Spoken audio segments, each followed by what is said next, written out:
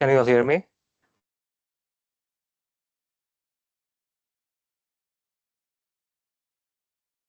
Yes.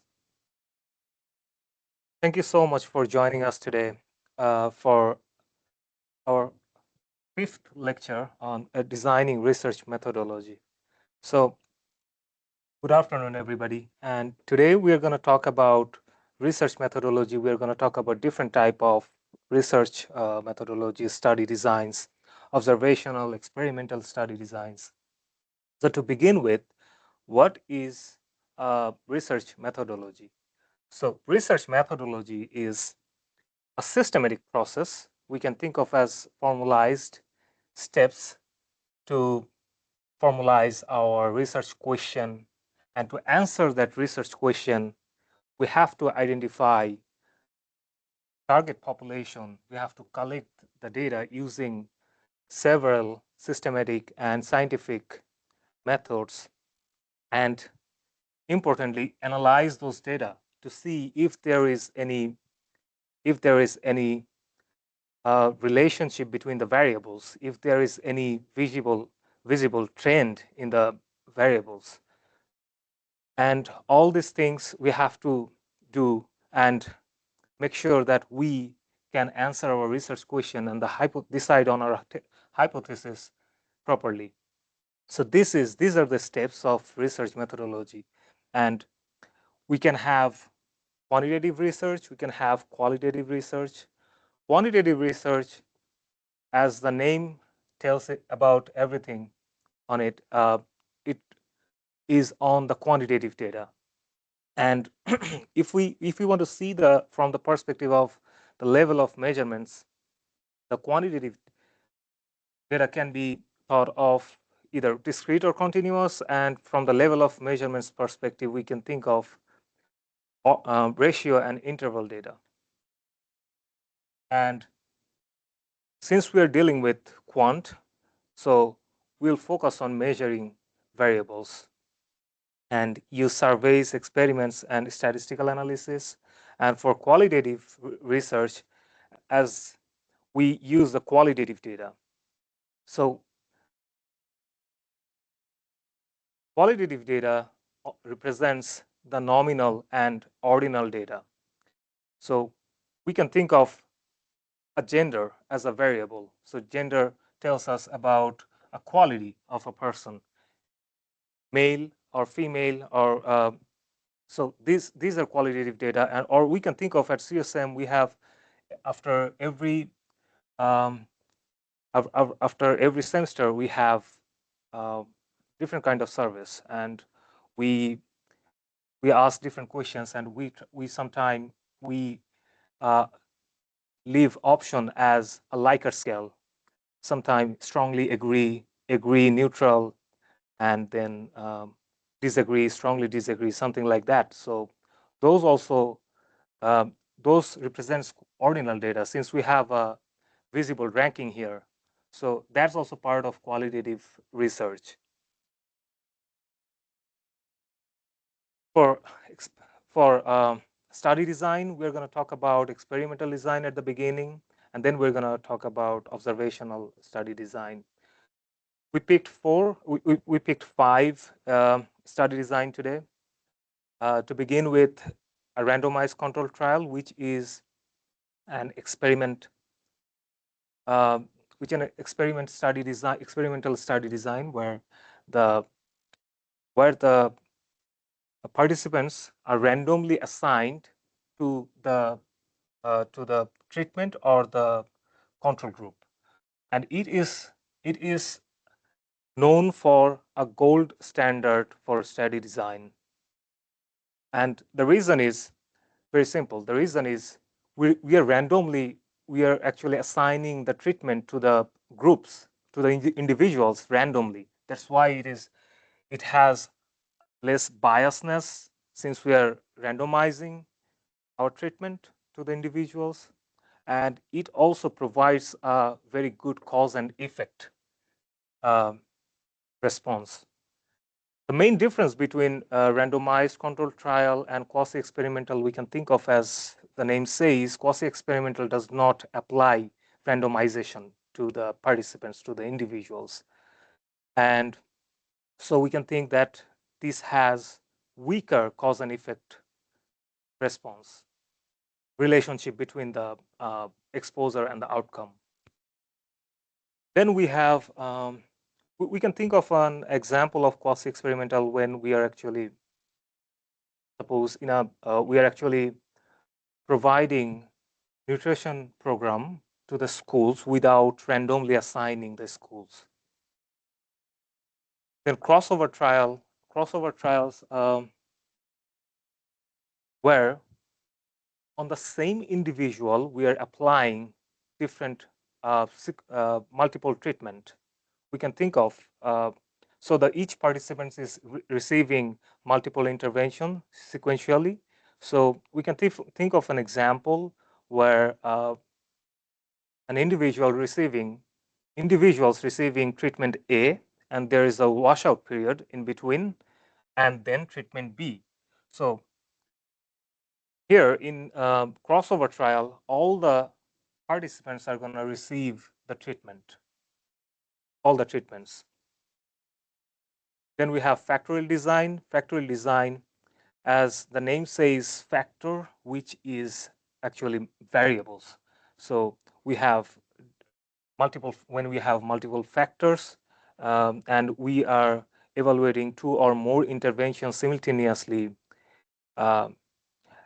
definitely in factorial design, we are actually calculating, we are seeing the effect of main effect along with main effect of each of those factors and the combined effect of different combination of those factors.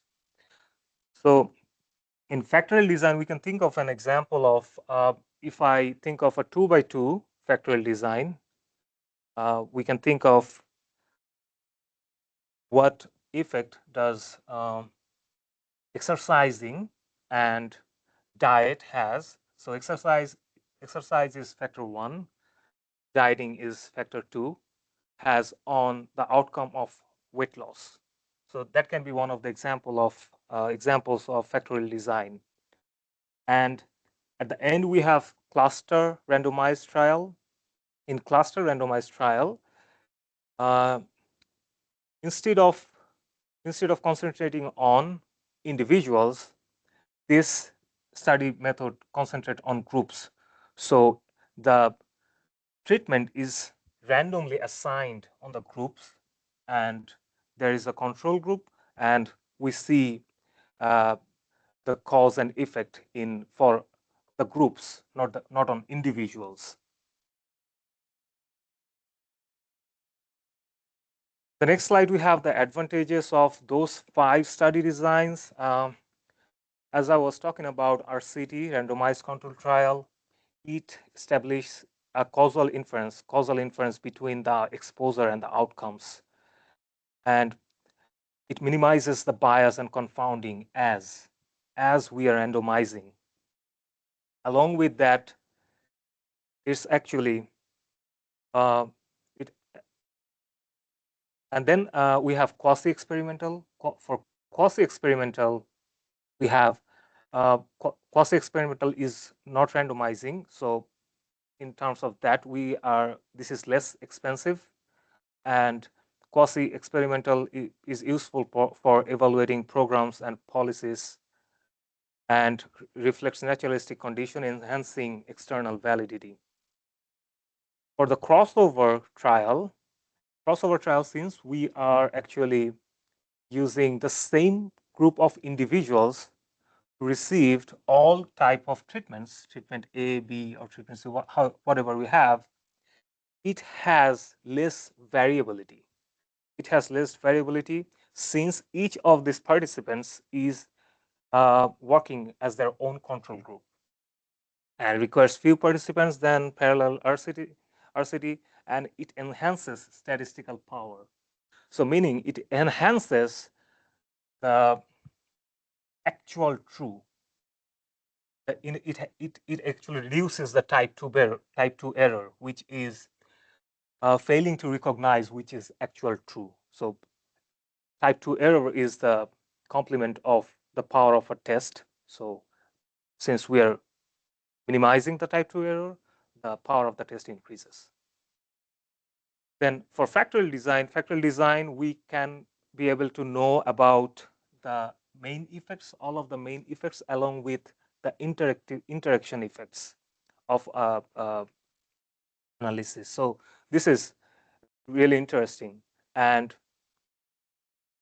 it reduces the sample size and time compared to running separate studies, since we are using two factors, three factors, and so it actually helps us to understand how each of these treatments is working on the same study. So we don't have to do several studies. The cluster randomized trial, this is useful in reducing contamination bias, since the participants within a group is influencing each other, and it enables evaluation of community or system level intervention. There are some limitations of this these 5 study designs. RCD can be very expensive, and it can take a lot of time, and also sometimes it is difficult to follow up on the individuals. The quasi-experimental, the main problem with quasi is we are not randomizing. That's why while allocating the treatment, we are not randomizing. That's why it will increase the biasness. And as I was talking about, it has weaker cause and effect relationship, since we are not randomizing. The crossover trial, the main problem with the crossover trial is we have a washout period of treatments in between treatments. We don't know, actually, sometime we don't know that actually in those washout period, the previous treatment has already gone away or not. And it is not suitable for permanent treatments. Suppose we have applied sub-treatments and it has permanent effect on an individual. So it doesn't go away, so we cannot test another treatment. So that will rise confounding interaction problem. Factorial design is very complicated, and it requires larger sample size and requires larger statistical tools, statistical analysis to figure out the interaction, and if there is no interaction of the factorials, of the factors. For the cluster randomized trial, since we are talking about groups, it is we require a large sample size, and very complex analysis is required to multi-level analysis.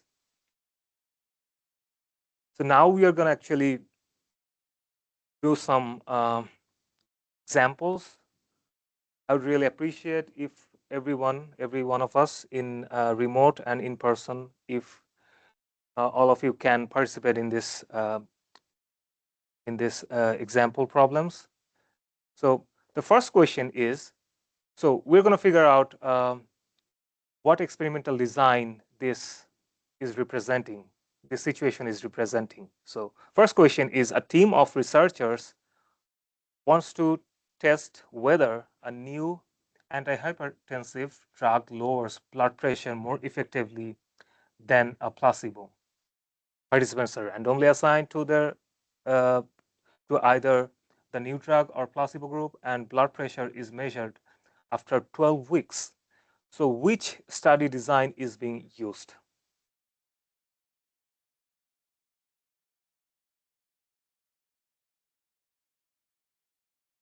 Any? Yeah. Nice. That's the answer. Since we are actually randomizing the treatment while applying it to the individuals. So this is randomized controlled trial. And the reason is participants are randomly assigned to the groups. There are control, placebo, and an intervention group. Next question is, researchers are studying the effects of 2 interventions on weight loss. A new diet, yes or no, and an exercise program, yes or no. Participants are randomly assigned to one of the 4 groups: diet only, exercise only, both diet and exercise, neither of those. Which study design is being used here?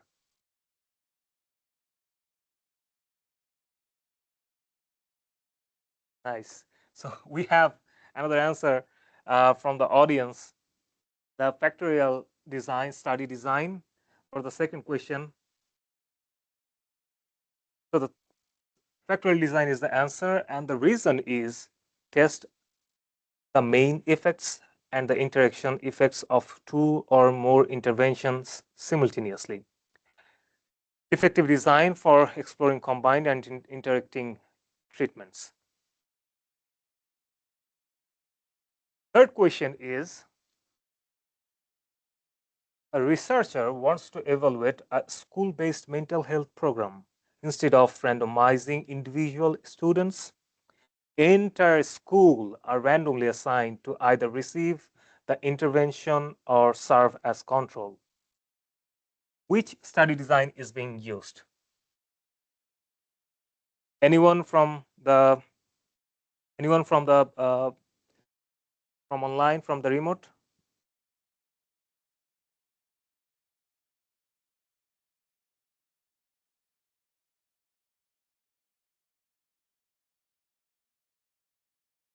If you know the answer, you're welcome to write it in the chat box in the Teams. So here, instead of randomizing individual students, entire school are randomly assigned to either receive the intervention or serve as control. So entire school. Right. We have an answer from Dr. Rajuno. Uh, uh, he replied with cluster randomized control trial. So here, since we are actually allocating the treatment to groups, to school, a whole school, to groups, that's why this is a random cluster randomized control trial. And the rationale for this is randomization occurs at group level since we are applying it to the school, and useful when intervention are delivered to groups. We are doing it to the groups, to the school. That's why. Now we move on to the now we move into the observational studies. To begin with, observational studies. To begin with, we have cohort study, prospective, and retrospective. So prospective is when we are following a group of people, group of individuals for a over of time. So we see an exposure, and there's a risk. There's a certain risk factor that affects the incident of outcomes. So we are observing an exposure, and that might eventually happening, end up being an outcome, any disease or anything. Thinking of, suppose we're following 1,000 people who are smoker, and we're following for a period of time and see that if they develop lung cancer at the end. So for cohort study, we actually decide about the control and the case group at the beginning. That we set the baseline of exposure and non-exposure group at the beginning of our study, and it can access, suppose the exposure can access multiple outcome as time goes by.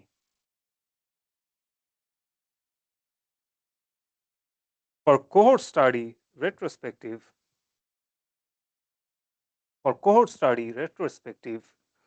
we look back. Um, to an existing records or historical data to identify exposure status. So here we have we know about the outcome first, then we investigate on the exposures. That is cohort study retrospective. And for case control study,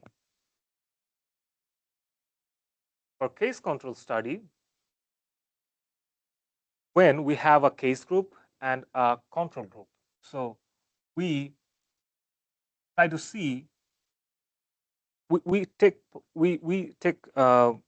individuals who has similar characteristics. Suppose, for an example, suppose we are looking at pregnant women who who develop thromboembolism, and uh, they actually have taken oral contraceptive during their pregnancy. So we have this as our control group, case group, and the control group who does not have thromboembolism. And both of these case and control group, they are coming from the same socio-economic situation, and they both have same characteristics, almost same, except from the fact that the case group has thromboembolism, and the control group does not have the thromboembolism. In a scenario like that, we can use the case control study. And case control study, we looks backward in time to determine the exposure history. In our example, to determine the exposure history of taking oral contraceptive, how this developed the thromboembolism. For cross-sectional study is observational study that collects data at a single point of time. So it takes a snapshot. So both the exposure and the outcome happen simultaneously at the same time. So that is a cross-sectional study. And ecological study is an observational study that examines relationship between exposure and outcomes when we are actually looking at groups, not individuals, looking at population level. Sure. Sure.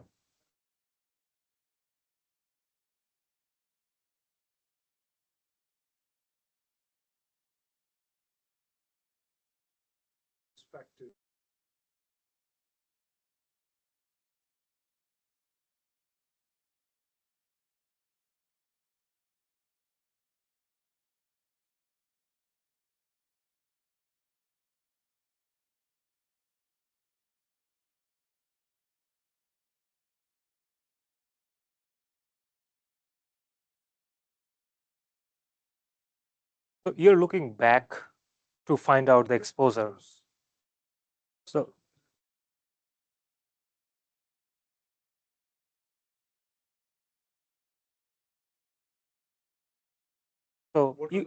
yeah. So you had the outcome. So Dr. Sandhu is asking about, if I'm going to repeat your question so that the audience can understand. So uh, some of the medical students, they fail in their exam, but after that, uh, the committee is trying to figure out what was the reason for them to fail. Any factors that can happen. So in this case, my opinion would be, so you know the outcome when you're looking at it, right? Yeah. You know the outcome at that point. You know the outcome at that point when you receive the data, and you're looking back to find out the exposure. So so you're investigating the exposure, right? Yes. Yes. So thank you so much for asking nice questions. Now we're going to move on to our next slide.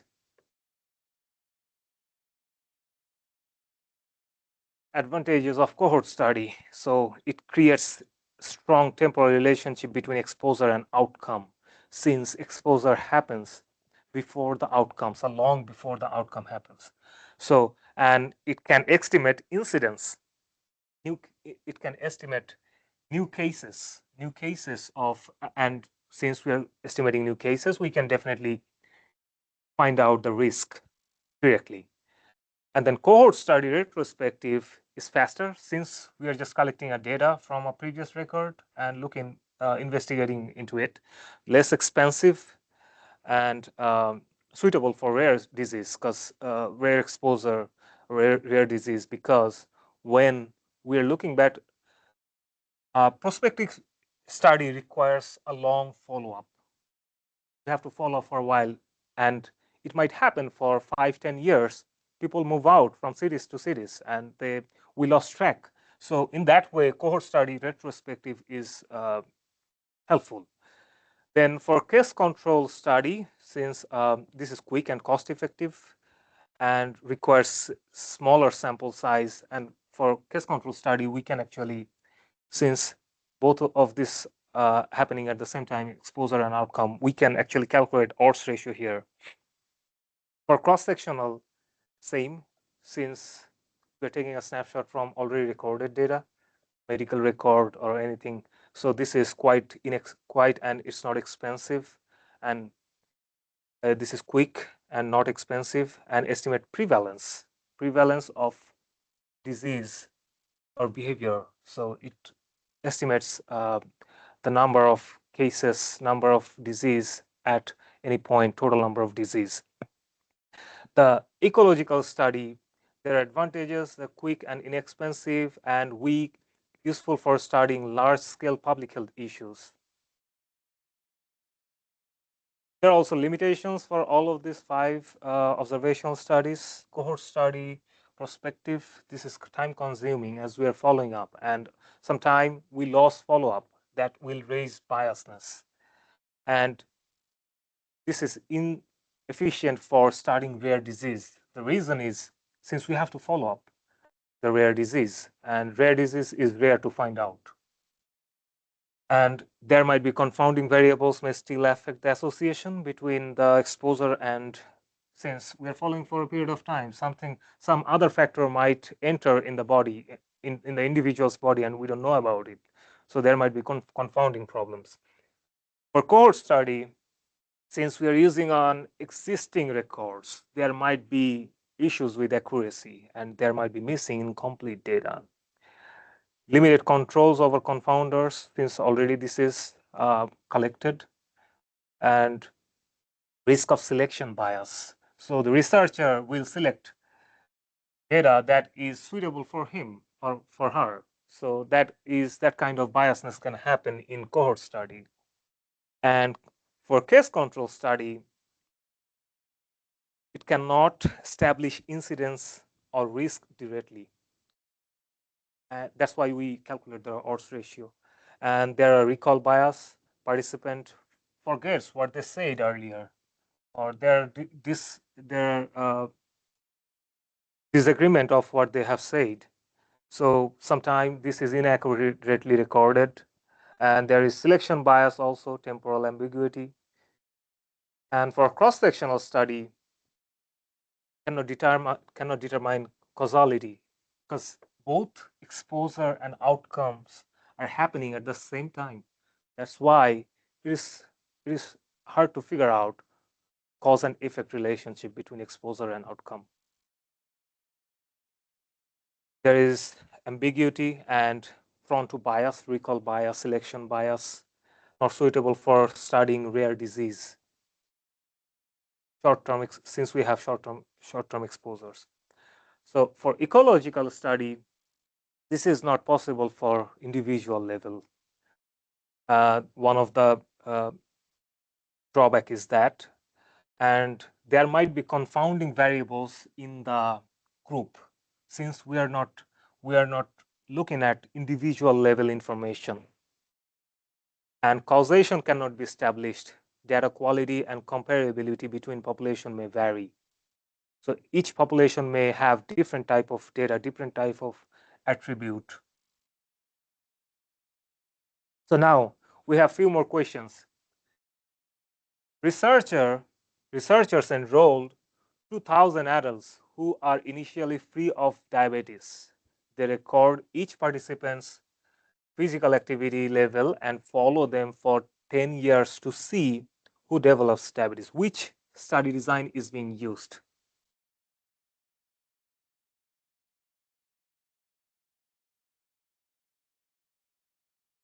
Yes,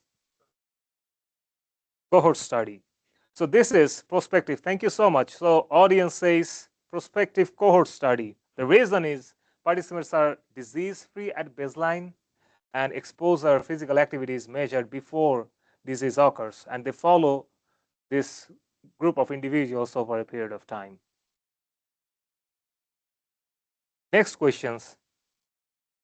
Investigators identified 200 patients recently diagnosed with lung cancer and 200 people without lung cancer as the control group, and with the lung cancer is the case group. They interview both groups about their past exposure to secondhand smoke.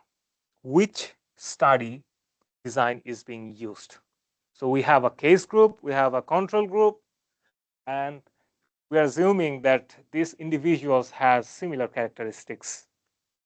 They're coming from the same socioeconomic situation. They have similar type of age group. Nice, case control. So this is case control study. And the reason is I was talking, there is a case versus control situation, and look backward to assess prior exposure. And as we have seen that there is a case group and control group, and they are pretty similar.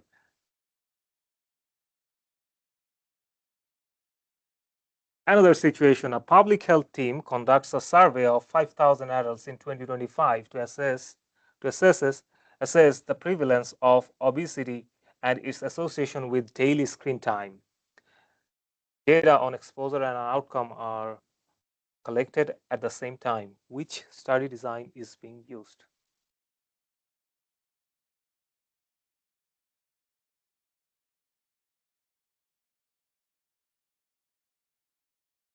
The answer is cross-sectional, since we are actually collecting the data at the same time. The data, we're collecting we have the exposure and outcome at the same time. That's why they are measured simultaneously. That's why we have a cross-sectional study. And it describes the prevalence, not incidence. So it's not telling about the new cases at any point. Useful for identifying association, but not cause and effect. Association we can use for this type of study. We can use likelihood ratio test or chi-square test for independence. See if there is any relationship between this exposure and outcomes. Now, while working with when working with research question, how should we formalize our question?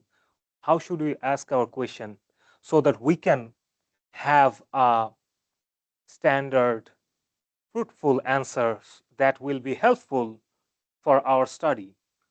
So we will follow this Picard process to write our question. So first, answer our question. To first, Picard stands for P for population or patients, I for intervention, and C for comparison, or we can say the alternative groups, the control group. And we have outcomes, the disease, and how long we are following the group. So we can think of the situation is who, for P, the population, who is in the study, So what is their age, their gender, the other variables that actually are characteristic of them. And then the intervention, what kind of intervention we're applying to this variable, to this population. And what is our alternative control group? That is stand for C. And then the outcome, the disease, the effect of that exposure that we'll see, and then how long we are following. We can have, suppose in the example below, we have adults with type 2 diabetes, which is the population, does a low carbohydrate diet, which is our intervention, and this low carbohydrate diet is comparing with the control group, which is standard diabetic diet. And we're trying to see the outcome, the reduction in HbA1c levels. And we're following this group over a 6 months of period. We have few more example problems. So the first one is a nurse wants to know whether, so we're gonna try to set it up using our Picot method. So a nurse wants to know whether early mobilization after surgery reduces the risk of post-operative complications compared to standard care during the hospital stay. So in this example, what is our P? What is our population?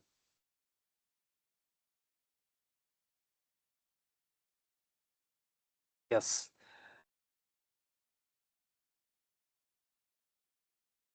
the surgery patients. Whether early mobilization after surgery reduces the risk of the patients, yes. And then what is the intervention we are doing?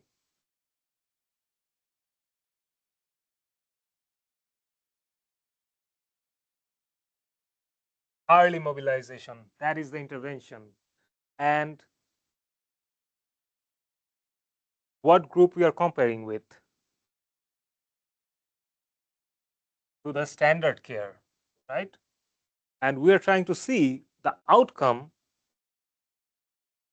reduces the risk of post-operative complications. That is our outcome. We're going to see that if that decreases or not, the risk of post-operative complications. And we are following this during their hospital stay. As Dr. Shandhu mentioned, the patients are post-surgical patients, and we for the intervention we are early mobilization. We are early mobilizing the patients after surgery, and we are comparing this with standard post-operative care. And the outcome we are trying to see is less complication, and we are looking for that period of time duration of the hospital stay. There's another example. We're going to try to fit it in the Picot model.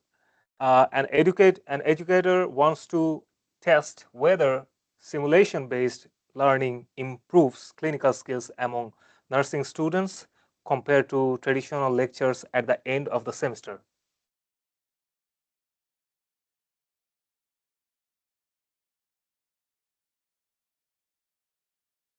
The population is pretty evident here, nursing students.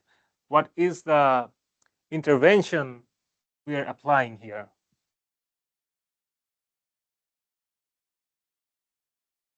Intervention is the simulation-based learning, and we are comparing that with the traditional lectures, right? Yes, traditional lectures, and we're trying to see if that improves the clinical skills among the nursing students, and we are actually looking it for the whole semester, for one semester. As I was talking, these are the reasons: population intervention, the compare group, the control group, outcome, and the time. Example 3, a researcher wants to examine whether regular physical activity lowers the risk of depression in adults compared to the sedentary lifestyles over 12 months.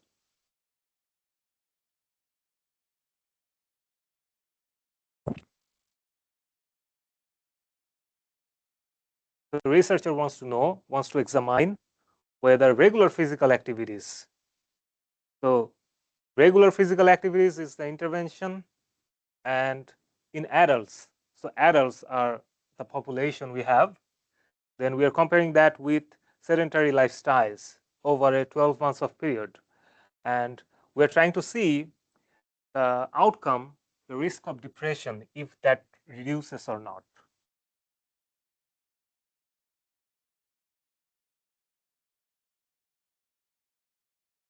Now from there we're going to move on to the data collection techniques. So there are several. We have listed few here, and there are survey research. In survey research uses structured questionnaire to gather data from participants.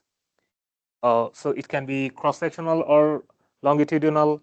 The pros and cons can be survey research is, since we are using questionnaire data, it is uh, quick. It is very quick and cost-effective, fast, and disadvantages can be subject to self-report bias. Sometime when, as an individual, we are reporting a survey, we are filling up a survey, we might uh, we might say things or assume things which is not true, which is not absolutely true. So that is self-report bias. Then we have chart or record review, which is where we use an existing patient data from hospital registers or a database or hospital medical record. And this is common in retrospective studies since we are already using an already recorded data. And this saves time. Obviously, this saves time and no participants burden.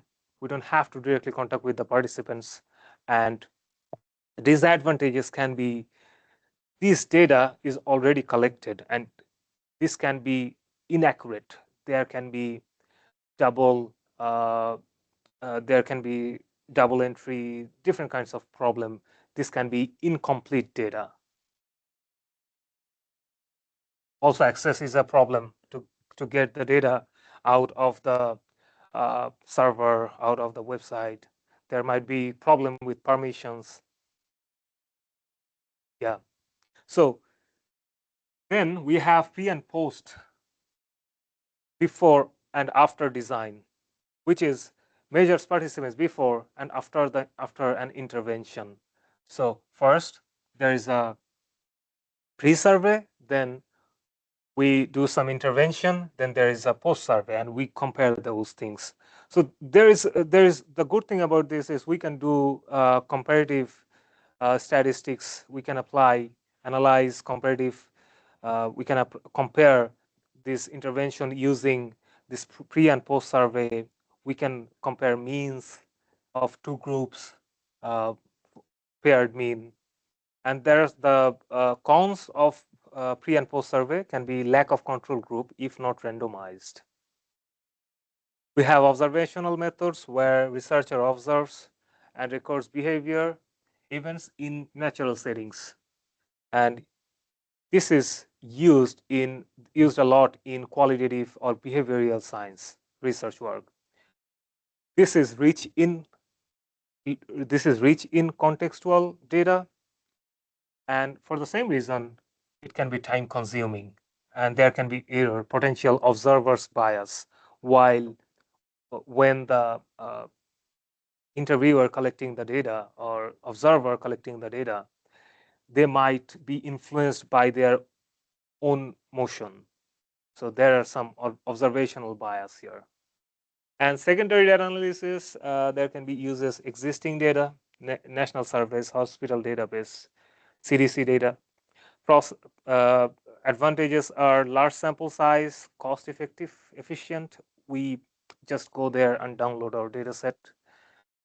And it might happen that the disadvantages can be, it might happen that we want a certain variable for a certain population, and that variable does not exist. It might happen. So there might be limited availability of variables. Then we're going to talk about two data collection process today. So to begin with, we have survey research methodology, where actually first I have actually named them in eight steps. So to begin with, we have study design. So we have to first figure out what study design we can use for survey research methodology. We can use cross-sectional uh, study, or we can use longitudinal study. And then for study population, we have to figure out what is our target population. So we have to find out the inclusion criteria. Suppose what are the age limit for my data? What kind of data I want to what if there is any restriction in geographical restriction. So we have to figure that out, and we have to also find out exclusion criteria. So if there is any person who has moved out, should we exclude them or not? Something like that. And for sampling techniques, on our third points, for sampling techniques, we can we can have different sampling techniques. There is simple random sampling. There is stratified sampling, systematic sampling, convenience sampling, then cluster sampling, different kinds of sampling method that we can deploy for survey research methodology. Then we have to move on to the data collection. So since we are using the questionnaires or online surveys, we can use Google Forms, RedCaps, uh, formats like that. And for instruments and measures, suppose this is we have to define our validated scales. Suppose for depression we use PHQ-9, so we have to decide that, and then we have to decide the scoring method.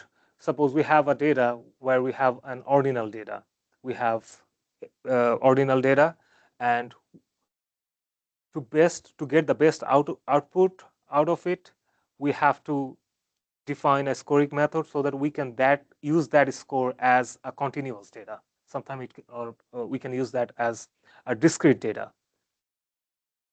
Then for data management process, we have to clean up the data. We have to make sure sometimes missing values are we keep the missing values in the data. We keep the outliers in the data. Sometimes we have to get rid of those data which are missing or which are acting as outliers. For missing data sets, we can apply data imputation, we can do random number generation, we can actually, for imputation, we can do mean median mode, anything we can also do predictive modeling to impute the data using k-nearest neighbor, using different sophisticated statistical model. Then data analysis. For data analysis, the opportunity and the uh, scope is huge. We can do different kind of data analysis depending on what type of data we have collected. We can do exploratory data analysis, we can do predictive modeling, we can do group comparison, we can do many things. And for ethical consideration, we have to obtain informed consent, digital or written, then ensure confidentiality, and then we have to seek institutional review boards approval for if definitely we are engaging individuals, real persons, so you have to get the approval from the institutional review board. Then on the next segment we have chart review methodology. I have actually left everything as it is, 8 points. And for chart review, we can typically the retrospective study model or cross-sectional is used, and for study population, as same as before, we have to figure out our target population and what is the inclusion and exclusion criteria for the target population, depending on what kind of questions, what kind of research question we're trying to answer. And then we have sampling technique. As this is also same sampling technique. We can do sample random sampling, we can do simple random sampling, we can do systematic sampling, we can do stratified, we can do convenient sampling. Then we have data collection. Data collection also is data collection process. Since this is a chart review methodology, we can actually develop a data abstractions form, electronic database using Excel, RedCap, and then define variables that will be extracted, define dictionaries, the information about the data, my variables, their size, what kind of fonts are required, or what kinds of alphabet we can use, how many of them we can use, we can define that. Then we have instruments and measures. We can say data quality and reliability. So we can seek for consistency. There are methods, statistical method to achieve that. Then we have data management. Data management is actually data management. As I was talking, in my previous slide, for data management, we have to clean the data. We have to make sure there are no missing values. We have to make sure the formatting is similar for all the variables, or for a given variable. All the individual cell has the similar formatting. For that, actually, for missing values, and many times we suffer a lot with missing values. So there are multiple ways to deal with these things. For data analysis, we can definitely perform descriptive data analysis along with the inferential statistics, uh, depending on what kind of data we have, what kind of groups we are comparing, what kind of research question we have. Then for ethical consideration, we have to secure the storage of the data, make sure we are putting password, and the data is encrypted. We probably require to get the institutional review board's approval if individuals are involved in this data collection.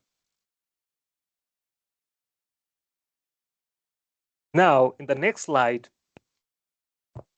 when actually working with a population, how should we make sure that we are defining our population properly? So we have to make sure who is our population.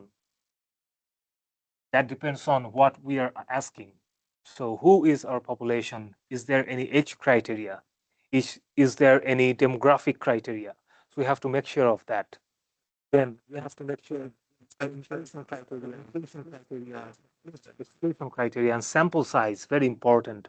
Sometime we, the, as we have, sometimes we have smaller sample size, and because of that, we cannot achieve enough statistical power.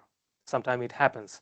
So sample size is very important. So what kind of statistical analysis or tool we might do in future, we have to make sure that we collect our data accordingly, so that we can make sure that we have enough statistical power. Because remember that in inferential statistics, we are deciding on fact on a population depending on a sample. So this sample has to be a good representative and has to be a good number in size, so that we can actually um, talk a lot. We can talk statistically evidential information about our population.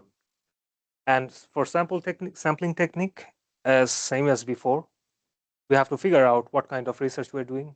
Depending on that, we can do uh, simple random sampling, systematic sampling. We can do stratified sampling.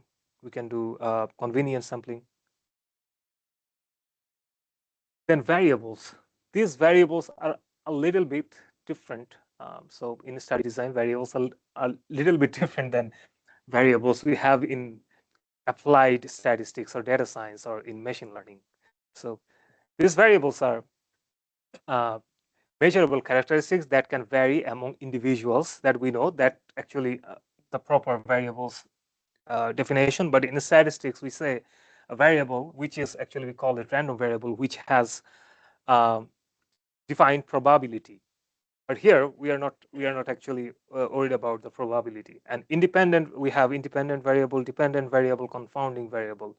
Independent variable is uh, the factor being manipulated or compared. For example, the intervention or exposure. The dependent variable is the outcome that is being measured. So we can think of a test score after a lecture. Lecture is the exposure, the independent variable, and dependent variable is the outcome, the test score of first year medical student. Then confounding variables. Confounding variables is the factor that other factors that is actually influencing the dependent variable, that is confounding variable. Suppose we are following a group of people for a long period of time in a cohort prospective study, and we have people who is smoking, and we're following them over a period of time to see if they develop lung cancer. But in between of 5 to 10 years, they also gain age, right? They also are more older now, so there might be some other factors. So those can be other factors. Those can be also influencing the lung cancer. So that is, those factors are known as confounding factors.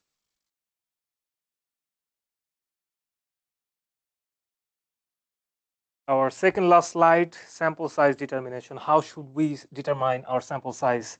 Definitely, we have to make sure that what population we are talking about. So we can think of, we have to think about that total number of individuals that is in our target population. And from there, we have to represent a sample which is a good representative of that amount of population. So a subset chosen for the study, suppose, for example, 200 students, and how we are choosing this sample. We're choosing this sample which has statistical validity, which has a significant validation in statistical inferential statistics. So that's why we use the confidence level. Confidence level can be 90%, 95%, can be, I mean, anything, but usually in statistics, we use 95%. 95% confidence level. This 95% is actually the complement of level of significance, which is the type 1 error. So remember, this 95% is everything except the type 1 error. Type 1 error type 1 error is when we accept something which is actually not true. We predicted something, but actually it is not true. That is type 1 error. So this 95% confidence interval is telling us that probability that the interval contains the true population value. Any parameter that we are estimating is inside that interval. We are 95% sure, confident. Then margin of error. Margin of error is part of confidence interval. Margin of error is how much deviation from the truth we can accept. So as I was mentioning, 5% for 95%. Then the power of the test. Sample size is very important. Sample size is very important for the power of the test. Power of the test is the complement of type 2 error. Type 2 error says when we fail to recognize what is actually true, that is type 2 error.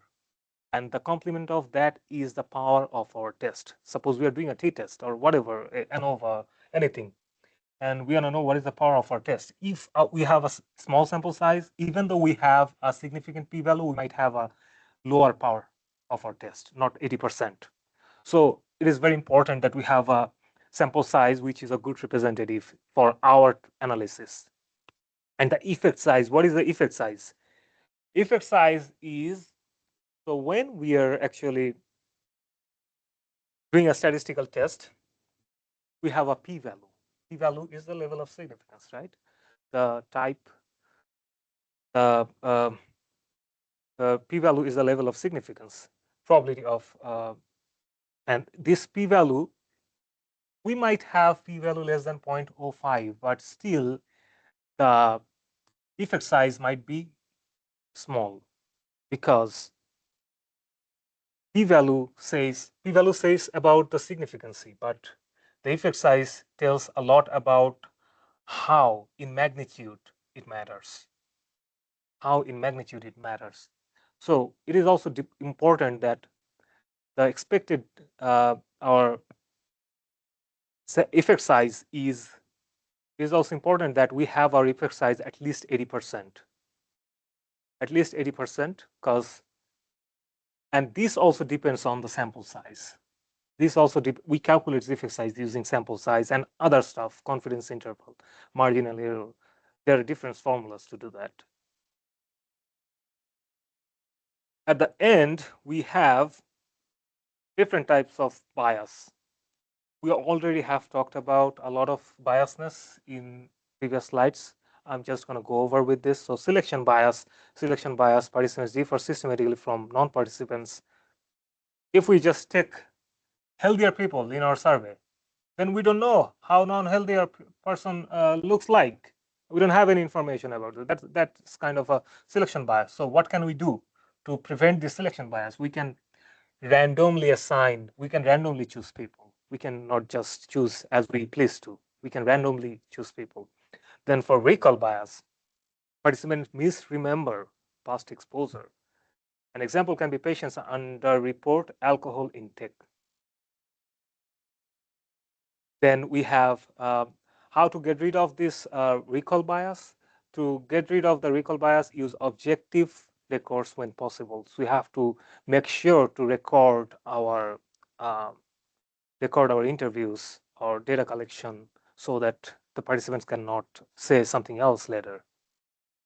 Then observer's bias. Observer bias, researcher expectations influence data collection. Researchers' own motion or thoughts can sometimes be influential or sometimes can be erroneous. So example can be interviewer interprets answers differently. Then we have response bias. Participants give socially desirable answer. So when we are actually interviewing for data collection, some participants, some individual can say things that his or her friend says. So we have to make sure that we don't do that. So we have to collect the data with confidentiality. And one of the example can be students under report cheating. Then confounding a hidden variable affects both exposure and outcomes, as we already have talked about. Confounding, following up population, sometime other variable that can affect our outcome, which we have not acknowledged. So that's why those are confounding effects. And how to get rid of this? We do randomization properly. We make sure that all kind of people, all kind of persons are included in the case and control group. So that's all for today. Thank you so much for attending. Thank you.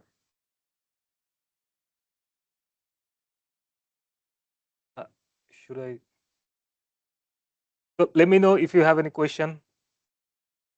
Already 5 past, so but still, if you want to ask any question, you're welcome to do that. Thank you so much for attending. Sure. Thank you, Dr. Shandu, for coming.